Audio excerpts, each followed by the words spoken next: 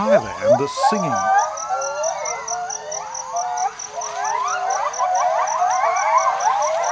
Singing loudly to announce that this is their territory.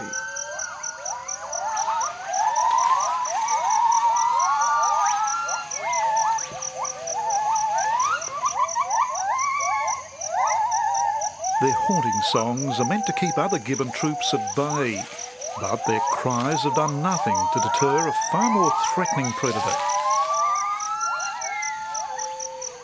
Man is directly responsible for wide-scale decimation of the gibbons.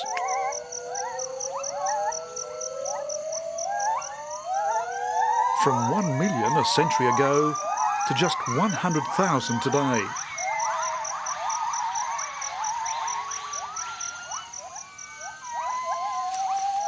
And yet, out of this carnage has emerged a strong campaign to save this ape. No gibbon better exemplifies the face of that new hope than Jarunee. Hers is a most remarkable story.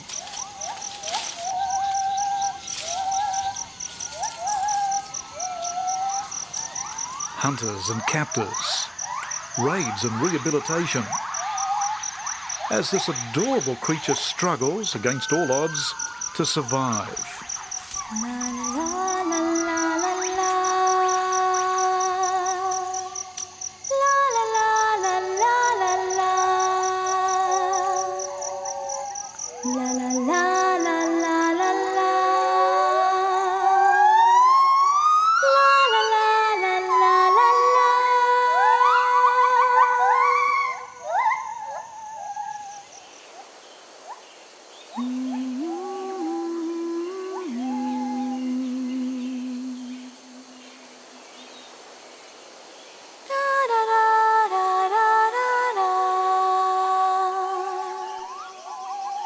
In the wild in Thailand lives an ape that sings like man, singing wild and singing free. This ape's name is Jarunee.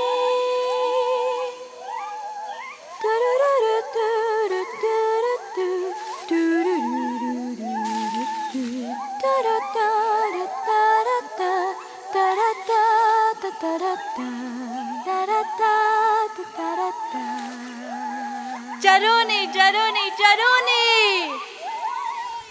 Jarunee's jaunts through the Khao Yai National Park are seldom more than a branch or two away from mother.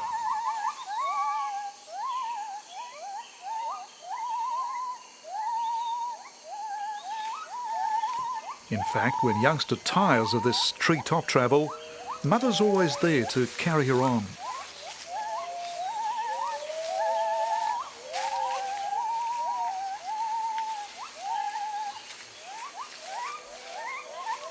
The bonds between these white-handed gibbons are exceptionally strong.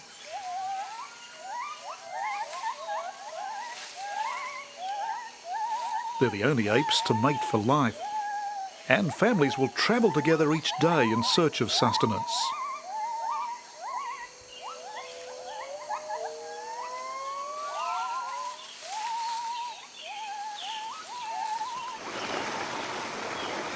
By necessity, Jarunee's mother always takes in a water hole on her daily territorial circuit.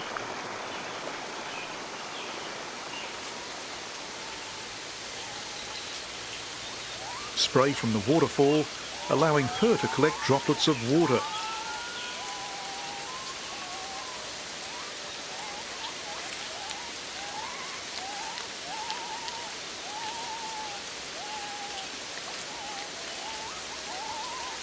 It's a slow process, and nowhere near effective enough in quenching thirst.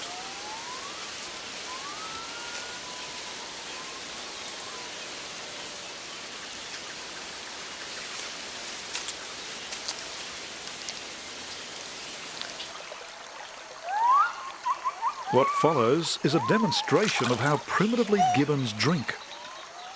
Mother soaks her fur in water, then licks it off, before Jarunee snatches her share. Mother then shakes her entire body, a display performed at times of high emotion.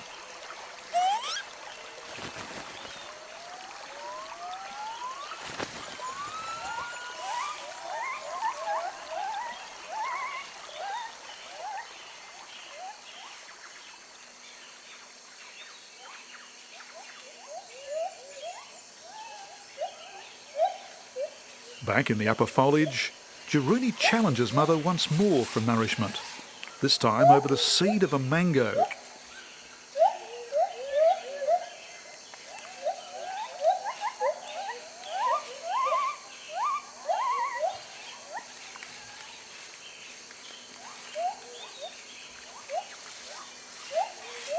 Time and again, motherly love gives way to childish greed.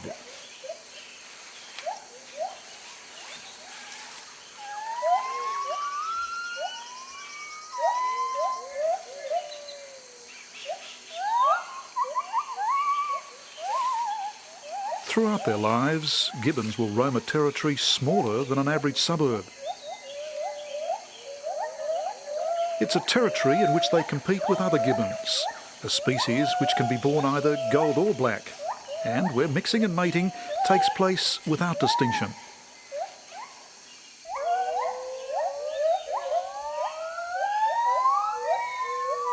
In the territory adjoining that controlled by Jarunee's family, another young gibbon plays with his mother.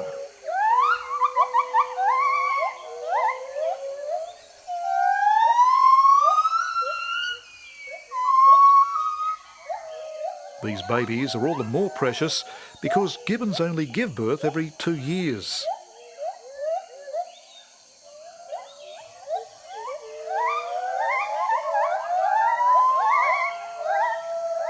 This then is the crux of their current crisis. Left alone in the wild, gibbon populations increase very slowly. Break that pattern with the intervention of man, and their numbers plummet quickly and dramatically.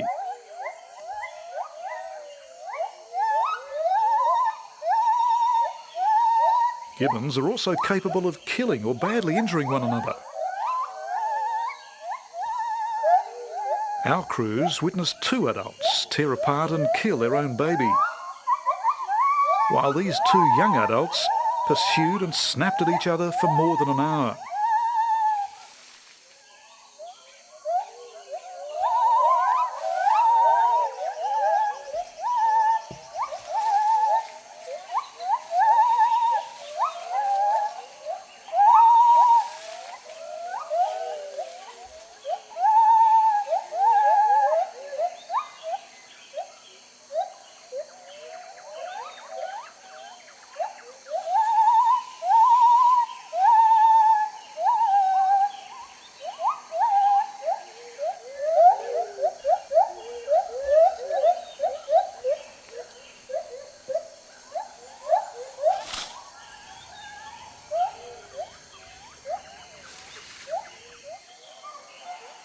That fight stirs Jarunee's mother to song. Her species is famed for its evocative territorial calls.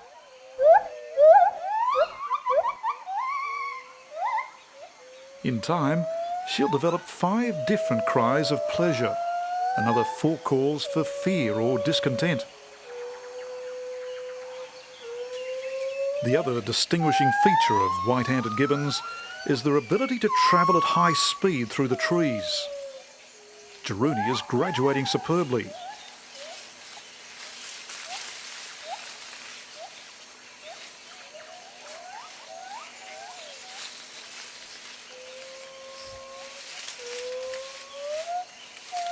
Like all gibbons, her arms are very long. They stretch to the ground, allowing her and her family to swing and leap long distances in a movement known as brachiation.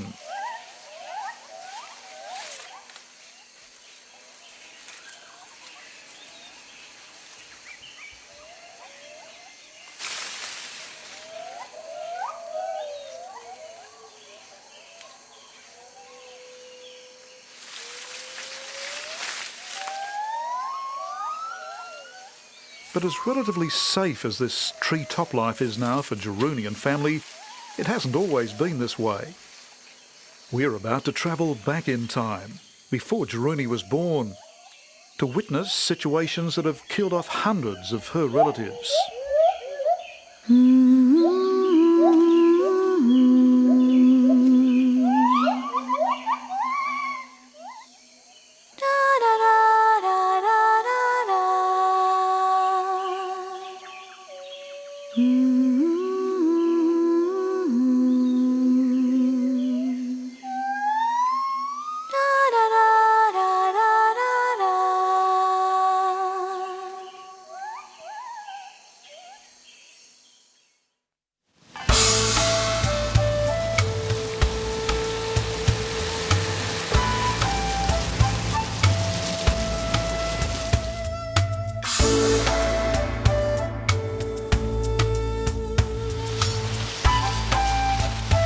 Our search for the tribes that hunt and kill gibbons takes us to the northern border regions of Thailand and Burma.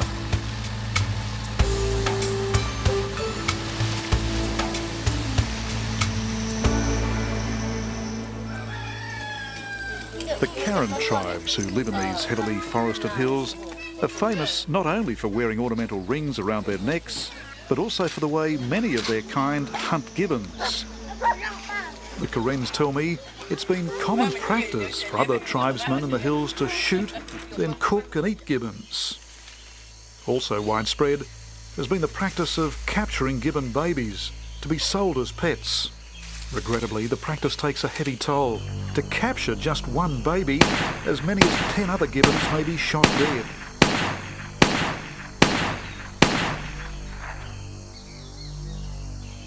When you take a baby gibbon for the market, you have to kill the mother. Most people are not good shots, so they kill both. A lot of time when the mother falls from the tree with the gibbon, with the baby on her chest, the baby lands first. And so you get a lot of dead gibbons. When you see one in the market, you've lost 8 or 10. Pitsit Patalong heads Thailand's Wild Animal Rescue Foundation. Sometimes people sell things to the tourists, like gibbon heads. For a time, they were popular amongst tourists, and they kill gibbons, cut off its head and stuffed it.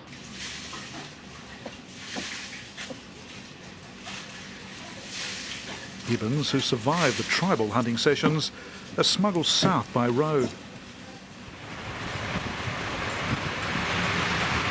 As we're about to see, this young male and female are about to undergo a most remarkable stint in captivity.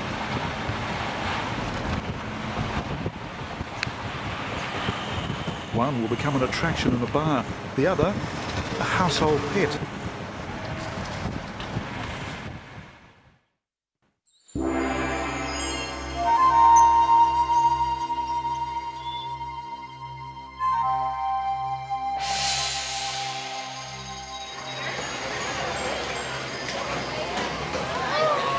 Trade in exotic creatures still flourishes at Bangkok's weekend animal markets.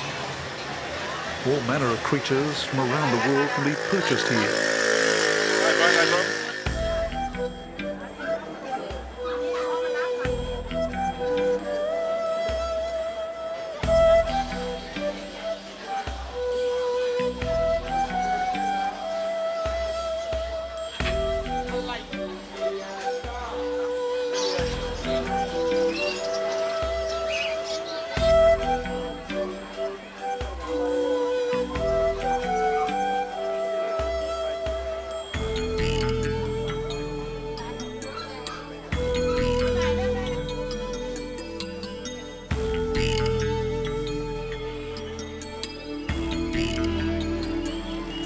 Price, you can even negotiate to buy an endangered tiger at a later place and time.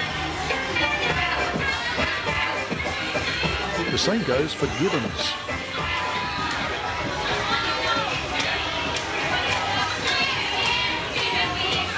The girly bars of Thailand resort to the most exotic of attractions to bring in the tourist dollar. Gibbons are a favourite in many.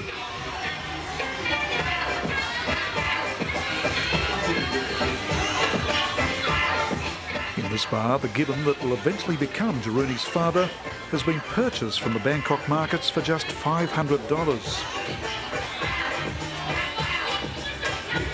He's a star attraction, but he's also subjected to a cruel and unnatural process. Where gibbons are normally active by day and sleep at night, this gibbon is forced to stay awake throughout the night.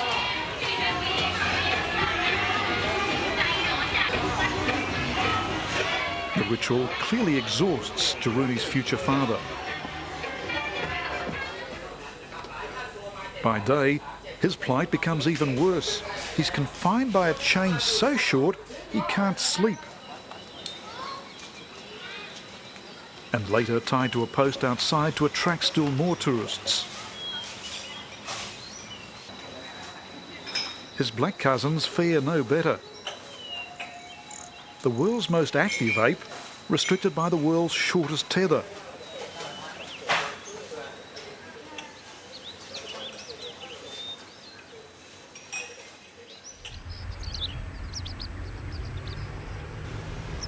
All over Thailand, gibbons are still being exploited. We found Buddhist monks keeping them in crude cages. Private owners treating them like pets, allowing them to run free at religious gatherings.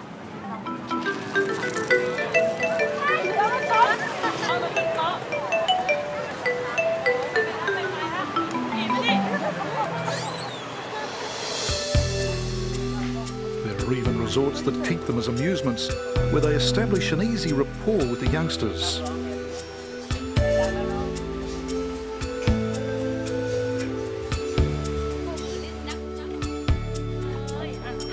The more capitalistic traders generate good profits simply by charging tourists to have their photos taken with a gibbon.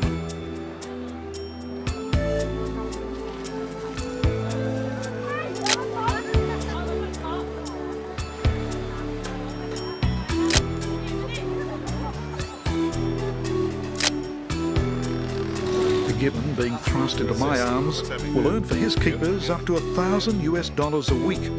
A fortune for his owners, a misfortune for him.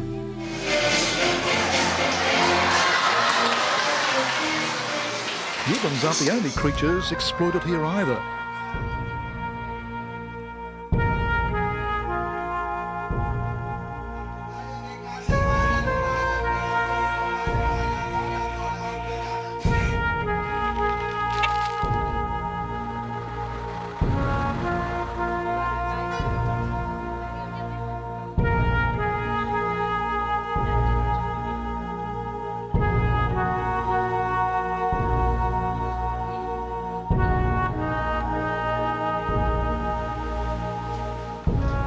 But more than any other creatures in Thailand, so ruthless is the way many gibbons are treated that exploitation is fast equating to extinction.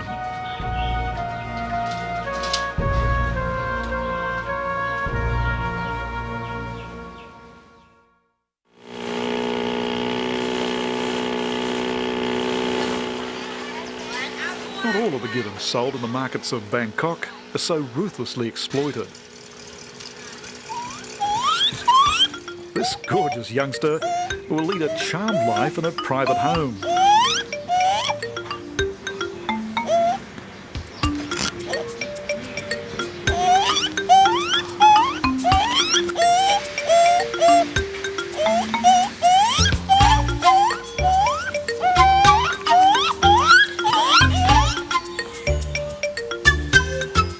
Ever so inquisitive in the first months of life, she'll grow into a perfect mother. She's a ball of fur at this stage of life, and still possessing all of the innocence of youth, despite her own parents' slaughter. Her guardian is Kundang, a Thai woman so devoted to her young charge that she spoils it as if it were her own child.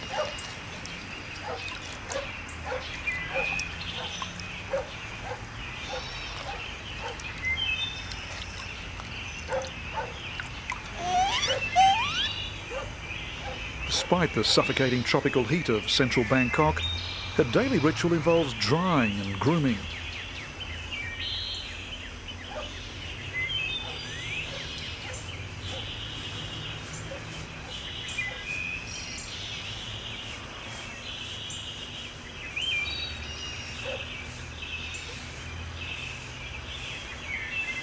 And to add new dimensions to the concept of pampering, there's a dash of talcum.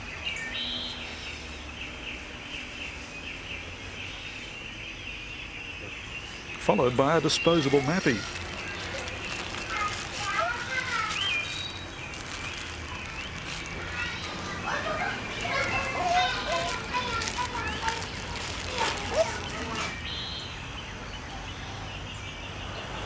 Kundung treats her baby gibbon with considerable devotion, right down to a formula of sacred cow's milk fed twice a day.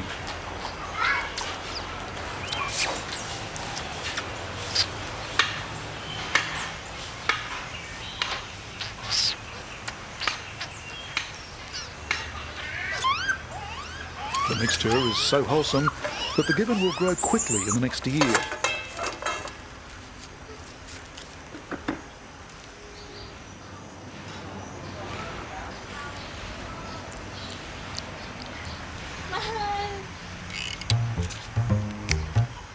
The final gesture appears to be just so much fun. And yet it's a critical element in teaching this gibbon the skills it will need in the future. Because, as we're about to see, the gibbon baby that acts so cutely at this stage of life grows into a property-destroying troublemaker when it reaches full size. Like so many others, this gibbon will eventually become too much of a handful for Kundung. The gibbon will be given away to be rehabilitated and eventually returned to the wild. Kun Loy would find it very difficult to give up her gibbon. Their bond is such that they're almost inseparable.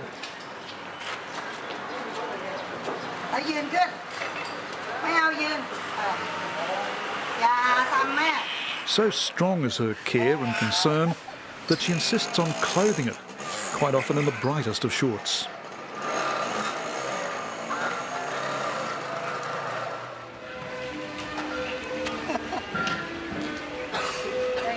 Most days, they can be seen strolling the back streets of Bangkok together.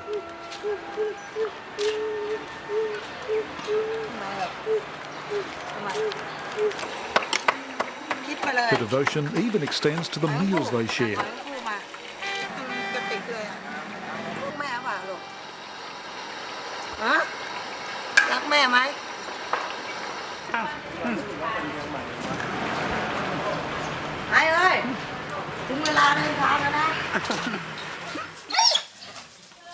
Kun Pui, on the other hand, has to balance her time between her pet gibbon and a pack of dogs. They're forever giving the gibbon a hard time.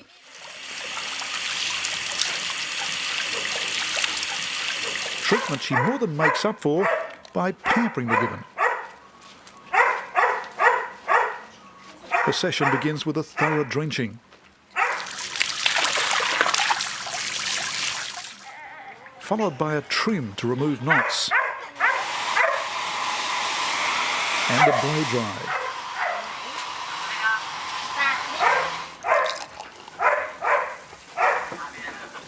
And finally a glass of that famous soft drink.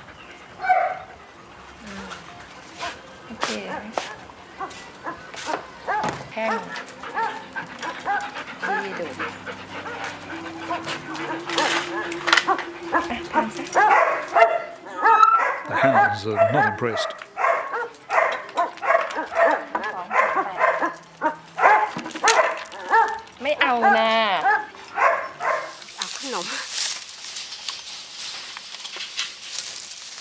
Sushada has already given her pet gibbon away after it began savagely biting all of her friends.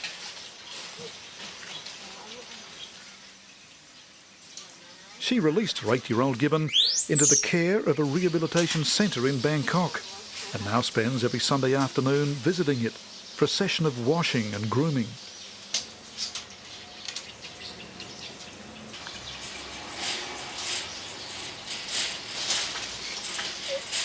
The problem she found was that the gibbon began thinking of her as a partner and became hostile to anybody else who came near them.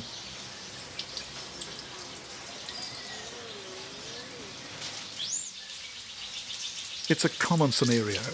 one that means that most baby pet gibbons have to be abandoned once they become adults.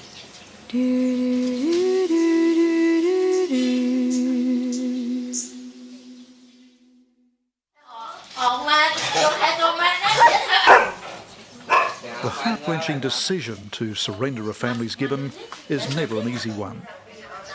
But this pet, the one that will soon mother Jarunee, has become way too aggressive.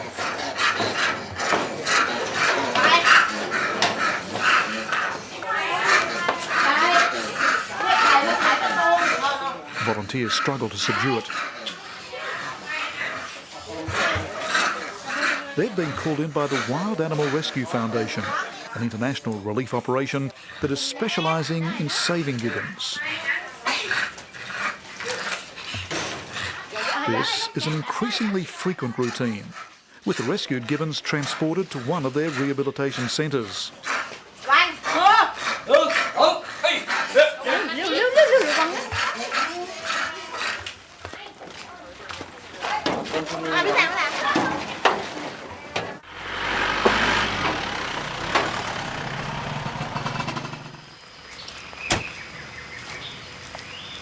The Thai government is also stepping up its fight to save the gibbon, with officers of the Royal Forestry Department appointed to raid suspect properties.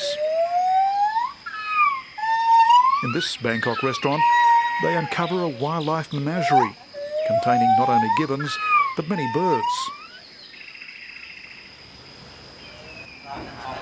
The gibbons, they warn staff, will be confiscated unless permits for them have been issued. And since no new permits are being handed out following a recent Get Tough ban, the likelihood of these gibbons being taken is high.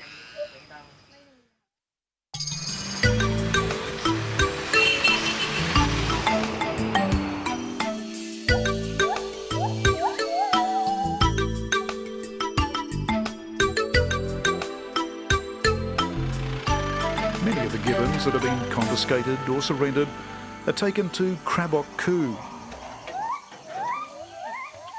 a rehabilitation centre administered by both the Forestry Department and the Wild Animal Rescue Foundation. Mastermind of the foundation is Leonie Vejajiva. We've had one gibbon who has so far survived 4 years in the wild. So we have hope. Leonie began collecting injured gibbons when she moved to Thailand permanently.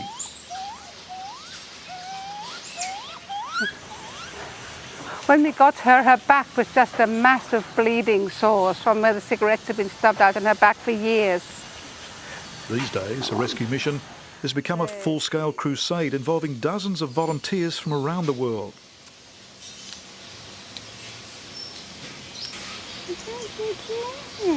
And as big-hearted as she is, she still has to face other people's cruelty.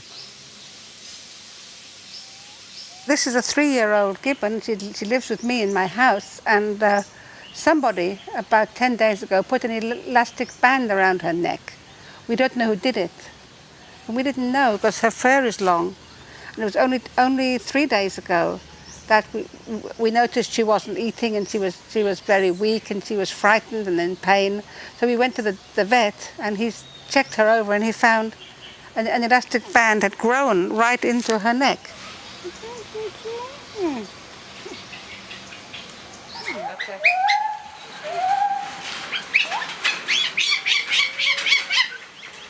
In all, there are more than 100 gibbons to be looked after at Krabok Ku, many injured and mistreated.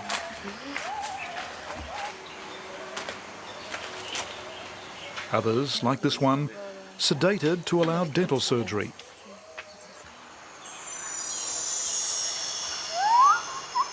But the real excitement here at Krabok Ku centres on these 2 golden gibbons. The same female we witnessed being so violently transported from a Bangkok home. The male confiscated in a police raid. Relocated together, they're about to undergo a very rare event in captivity, giving birth. Their baby, none other than Jarunee. In the days before the birth, both mother and father appear to be in perfect harmony, as evidenced by this amazing display of synchronous body shaking. They started grooming each other, and then they started also copulating. And now they've been together for about 1.5 years as a really good, healthy and really happy couple. And as you can see, Noonie is pregnant now. Dutch volunteer Esther Locke is keeping an almost constant watch on the mother-to-be. It can happen in a few weeks, but it also can happen tomorrow. You can feel, we try to feel every day if the baby's moving, if you hear anything. And you can also see the area around the nipples is already getting a lot bigger. The hours before birth are exhilarating for the father.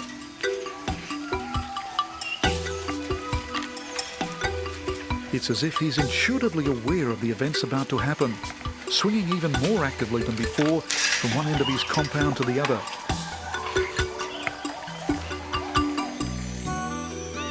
But mother is clearly nervous. She begins chewing on the wire.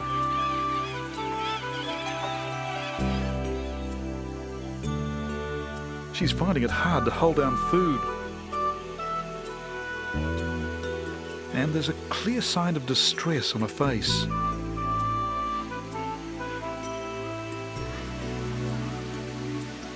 Throughout the experience, the two remain very close.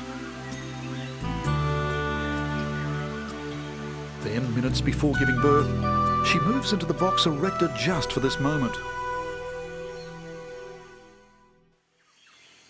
As Jarunee begins to emerge, mother will sit upright and use her own hand to pull Jarunee clear.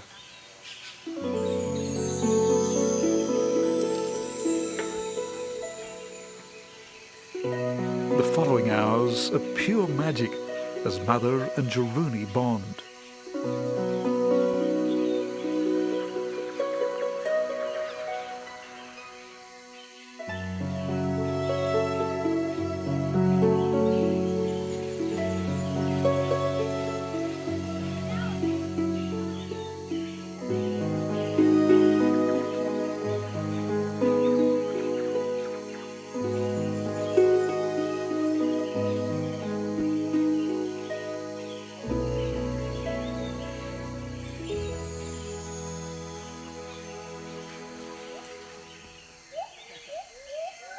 Six months after Jarunee's captive birth, she's grown into a strong and inquisitive youngster.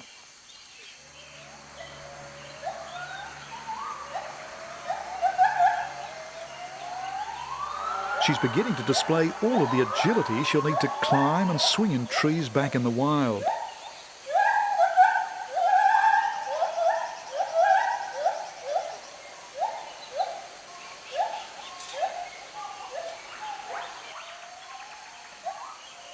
But despite this newfound independence, Jarunee is forever trying to rejoin mother.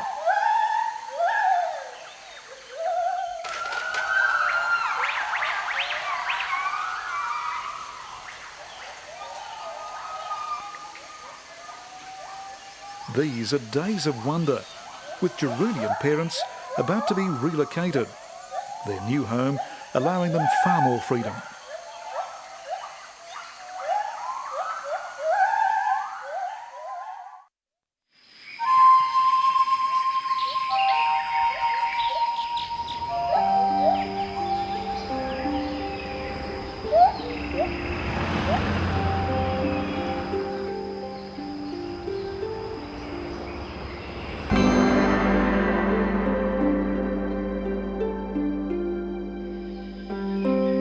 The Gibbon Islands of Hua Hin are a place of beauty and peace.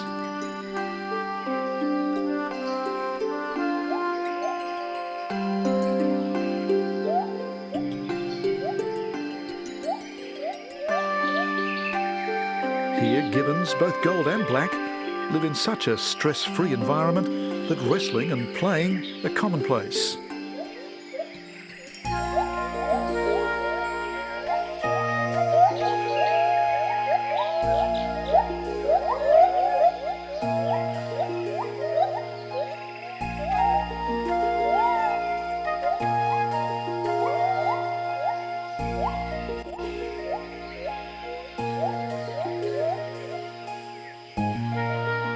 surroundings are so peaceful that the gibbons are more relaxed in the way they drink.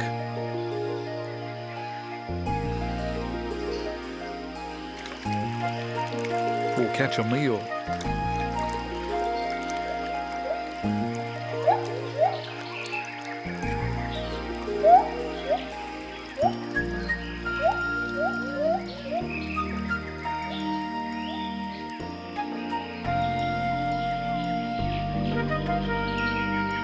For Jarunee's mother, two black gibbons are extremely curious and friendly.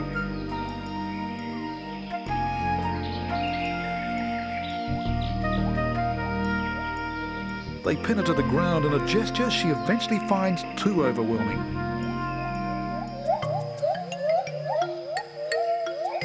She flees, Jarunee clinging tight.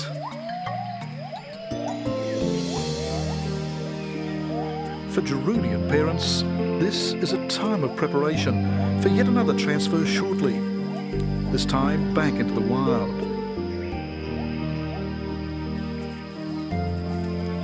For the remaining gibbons, who are here as akin to a holiday home, a place of ease and leisure spent at ground level, a level wild gibbons would never venture for fear of predators.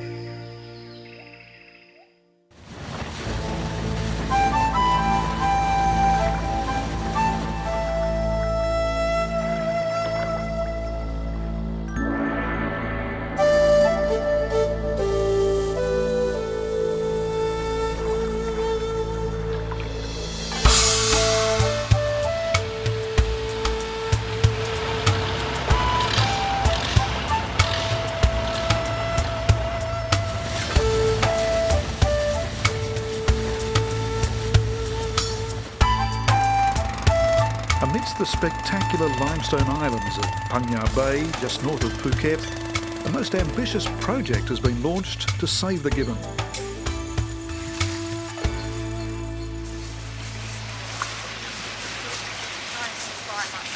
Australian expatriate Patrick Cullen is heading up a group of international volunteers taking part in this world first. The idea behind this project is to take these gibbons that are in cages as pets or bars and to bring them back into areas which are now extinctive gibbons in the wild so that they can repopulate those areas. The group, part of the Wild Animal Rescue Foundation, have been allocated 3 islands in Phang Bay in which gibbons confiscated or surrendered from captivity are to be released. We know they're going to stay together here, it's just a small island. We'll test them on the larger island later on if they behave in the way that they should here, as gibbons do, foraging and calling and grooming each other. If everything goes well, we'll put them deep into the rainforest and we'll feed them out there again, probably for about a year or so, until that we're sure that they can live by themselves in the forest, and then they can live as a family of gibbons out there. And that will be the first real family of gibbons back in Phuket for more than 10 years since they were poached to extinction.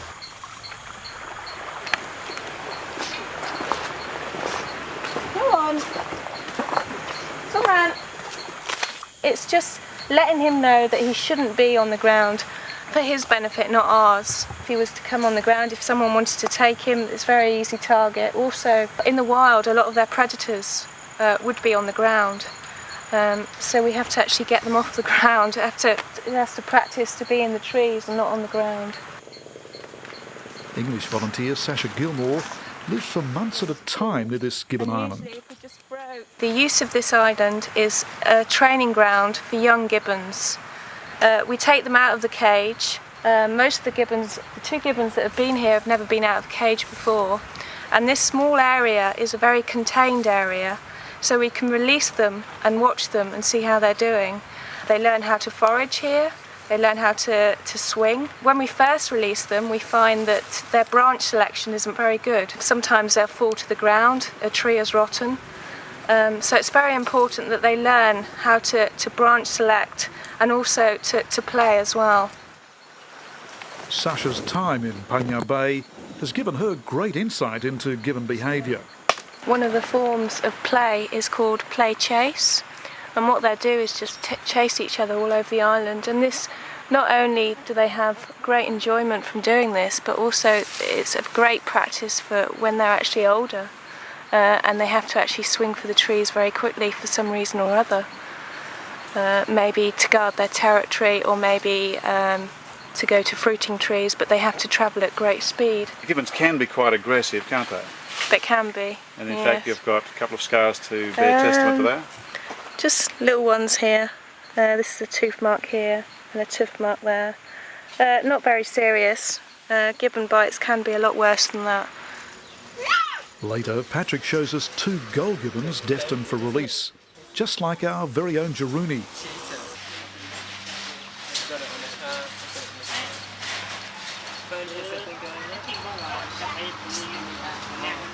The 2 are so mischievous at this stage of life. Most of their waking hours are spent wrestling.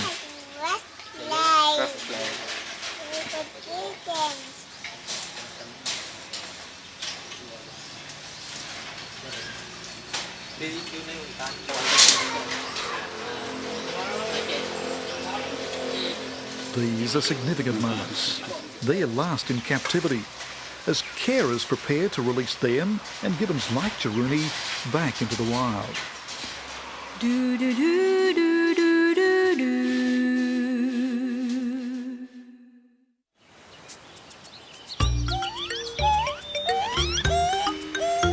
Jarunee is very active on the day that she's to be released.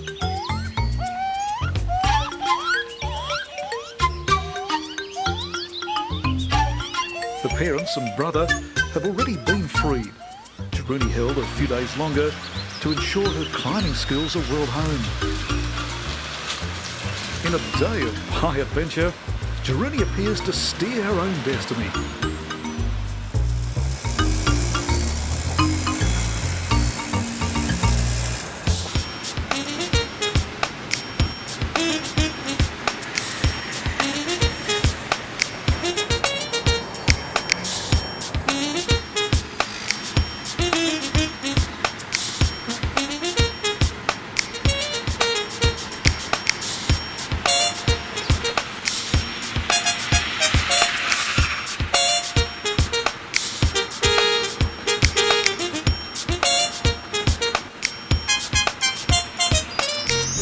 Eastwards, they head out of Bangkok to a national park where Jarunee is finally stripped of her last remnants of civilization.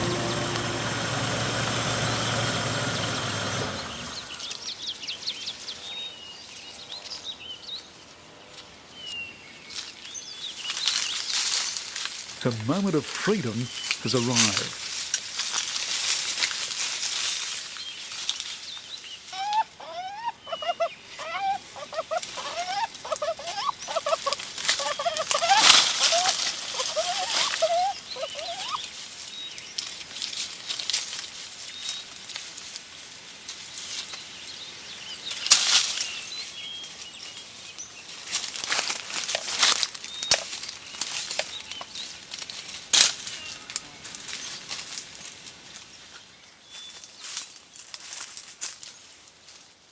In the upper branches, Jarunee's family waits.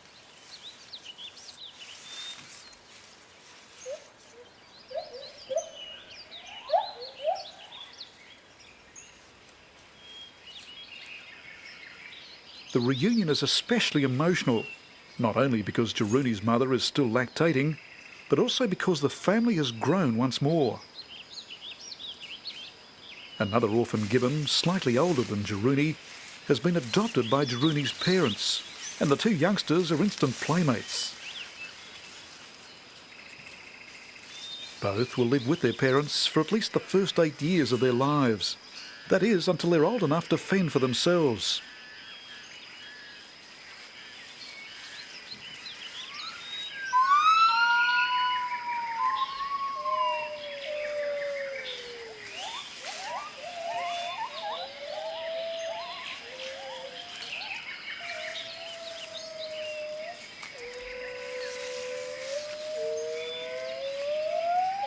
Certainly Jarunee is still dependent on her mother.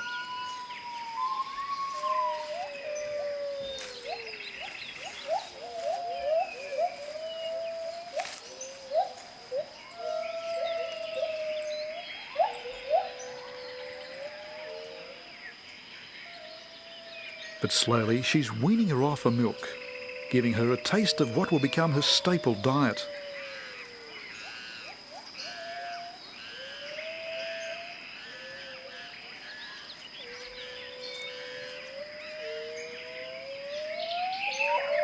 Throughout the day, Jarunee frolics around mother.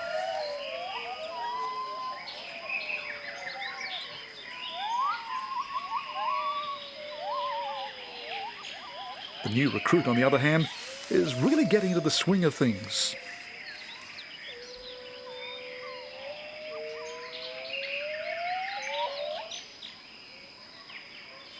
It's a highly significant sight that we're witnessing. One of the first gibbon families to be reintroduced to areas where their species has long been wiped out. In the wild in Thailand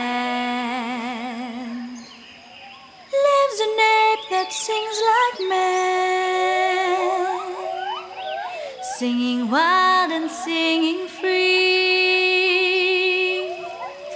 This ape's name is Jarunee. In the wild in Thailand lives an ape that sings like man, singing wild and singing free. This ape's name is Jarunee.